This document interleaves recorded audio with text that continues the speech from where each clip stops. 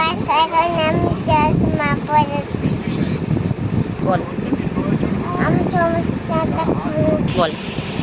Hello guys, আমার তো তোমরা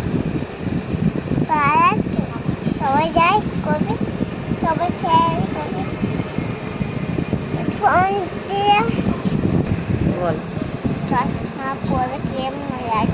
মাম শেয়ার হয়েছে, স্যার ও মামা শেয়ার হয়েছে। তুমি স্যার হয়েছো? আর চশমাটা পরে কেমন লাগছে তোমার? হ্যাঁ